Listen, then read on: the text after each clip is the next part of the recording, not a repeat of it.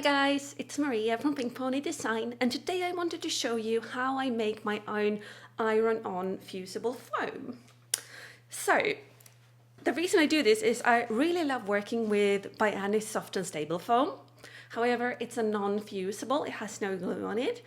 And for most of my bags, I really want to fuse my exterior fabric to my foam for that really crisp professional result. So, I'm going to show you how I do that. And what I use is my foam, cut without the seam allowance, according to the pattern. Then I have a layer of Heat and Bond Lite, which is a sewable, lightweight iron-on adhesive. And it is for appliques and stuff, originally. But it's also really great because it doesn't give too much crispness. It doesn't get too hard when it's fused. So it really makes the bag pliable, but at the same time, it gives that professional crisp look that I really want. So this is the brand, Heat and Bond Lite. It comes in heavier weight as well, but this is the one I really love to use for my bags. However, you can of course use other brands of sewable webs as well, or iron-on adhesives.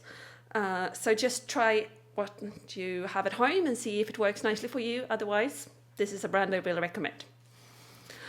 So I have placed my fusible web on top of my foam interfacing, and I have a bit of coverage underneath, a Teflon baking sheet, so that I don't accidentally get glue on my pressing board. And I have my iron set on cotton, and I just give this a really quick press so that I kind of press the paper to the foam.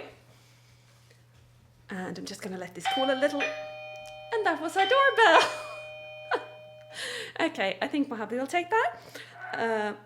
And that was the dog. So I'm going to let it cool because you can see it from the heat. It kind of curls up a little. So I don't want to work with it right away because then the glue will just loosen. So once it's cooled a little, let's do this. I'm going to remove the paper that covers the glue, like so. You can see it's shiny now. And here we go. We've got a fusible foam. So to attach this to our, in this case, cotton canvas, you can use this for any fabric that you can press from the front. Quilting cotton is great for. Then I usually add a layer of woven interfacing first, but since this is a canvas, it's quite sturdy already, so I'm just gonna fuse it straight onto my foam. Wrong side up, remove the cat hairs, if you have them. I always do. And we place our foam with the glue side down. Then we carefully center our foam on our piece.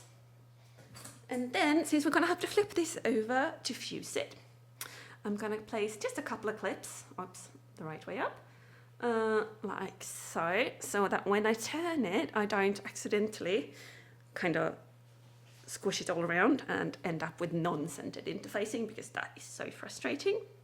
Because I usually use my interfacing as a guide for my seam allowance, so I really want it perfectly centered. There we go. And now I've turned it over and it's time to press this in place. My iron is on cotton heat. No steam, and then I just kind of press this in the middle first, just so I know that it kind of sets in place, and then I can remove my clips safely because the middle is kind of set, and then I just gently but thoroughly press every inch of my fabric so that it fuses to our fusible foam interfacing, like so.